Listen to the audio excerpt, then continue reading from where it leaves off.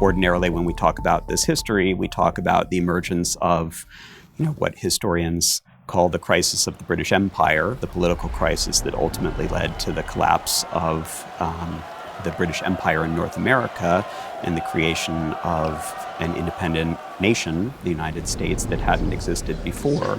But I think if you cast the net wider, you can see that that struggle sat alongside other significant struggles for liberty happening during the 18th century. The struggle of enslaved people to be free, the struggle of Native people to retain or to recover their sovereignty, and many other social struggles that were underway at the time. So amid these growing tensions between Britain and the colonists, it was the colonists who were claiming that they were not being treated well, that their rights were being trampled upon.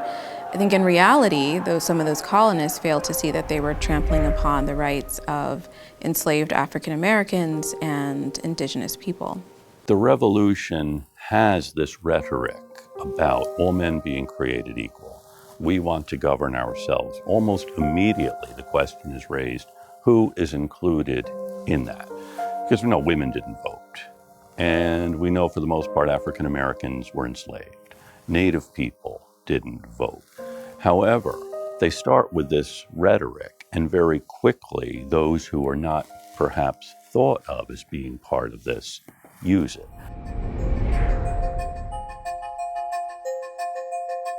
We really need to think about the ways in which people of African descent are also trying to use relatively new ideas about freedom and about rights to make arguments, not just about their particular condition, but about the institution of slavery as a whole. So I think that's important, that we have to think about African Americans themselves as driving change during this period. We tend to think that these ideas sprung from the men who were engaged, the founding fathers, as they're often called. However, these were principles that came out of Enlightenment thinking.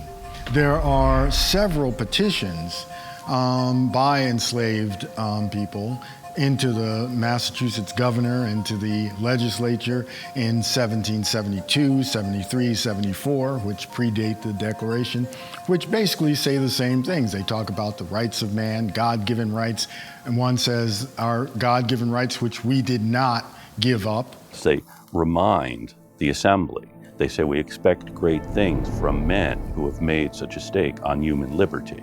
And Phyllis Wheatley writes about the love of liberty being implanted into every human breast.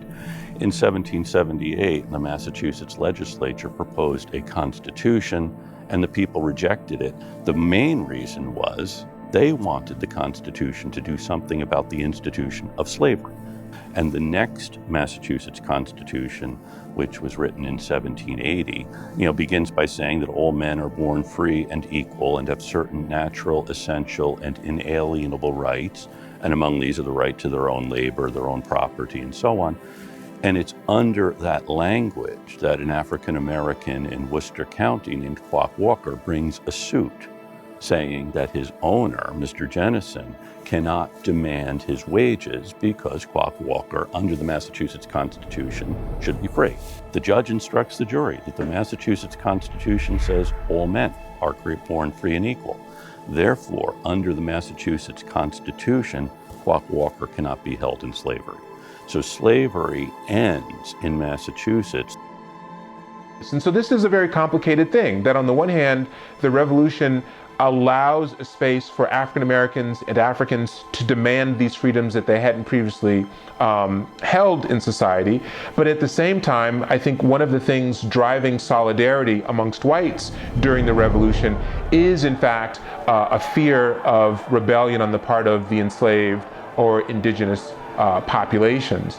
And so as much as the revolution is in some ways successful in creating a new national experiment that we still live with today, it also reflects various kinds of compromises about the creation of white identity and the marginalization of indigenous people and people of African descent. And it inscribes that marginalization even within the documents that come out of the revolution.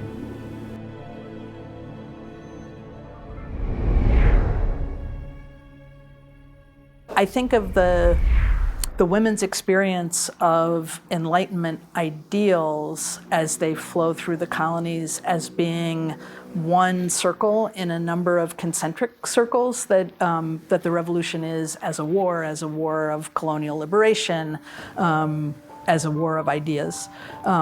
As a war of ideas, I think the revolution proposes to take a world that's arranged like a ladder and propose a world of self-government that looks more like a web, that's more horizontal.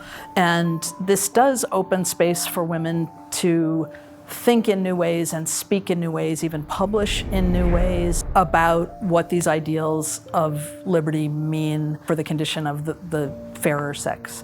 The most famous example we have, of course, is Abigail Adams's letter to her husband while he was away in Congress saying to remember the ladies in the new declaration that they would be called upon to write.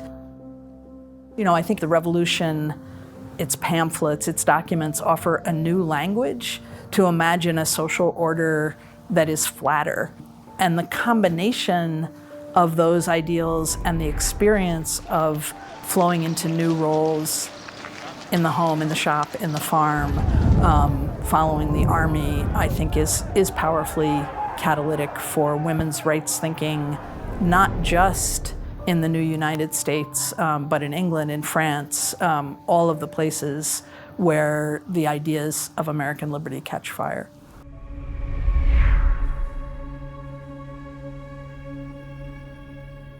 We're talking about hundreds of different native polities, so different native groups are going to have different relations to the revolution, but a level of generalization, the big native powers themselves had operated as sovereign, free and independent polities. In fact, they used those terms during the revolution. We, the Mohawks, are a free and independent nation. We're not subject to anyone. And that claim, because they're situated on land claimed by the United States, puts them at odds with the European powers here in America. So there's a very direct conflict and tension between native claims to independence and the claim of independence being advanced by the United States, the former colonies. Native peoples at that point in time, their focus was not on gaining equal participation within the body politic, but a recognition of pre-existing treaties and political relationships that they'd established. In talking about what role Native peoples played within the American Revolution, I had two of my lineal ancestors, both of whom were Native, who are Revolutionary War veterans. And so that is not an uncommon reality for many Eastern indigenous peoples. And it's estimated that the Stockbridge lost upwards of 90% of their male fighting age population. And they hoped that by siding with the soon-to-be newly minted Americans, that they would be treated in a more just or equitable manner, i.e. all men are created equal. Sadly, it did not work out for them that way. Even though they paid an extremely high toll in terms of loss of life, within less than a generation, they were pushed out of Massachusetts. Most of humanity is not fully enfranchised in the United States for a very, very, very long time, right? So almost all women, so that takes out a full 50%. Almost all people of African descent, many of whom are still enslaved, that's another 20%. Non-property owning white men aren't fully enfranchised until the late 1820s and early 1830s. It's not a complete bulldozing of the social strictures that come before. It is something new on the face of the earth. Even if Jefferson, say, or Washington did not walk home from the Second Continental Congress and free the hundreds of bondsmen and women and children who were under their lash, right? I think the category of enslavement was newly troubled in ways that enslaved people had known all along, but the people who claimed ownership over them had not heard in quite the same way until that language was the ideal of the land.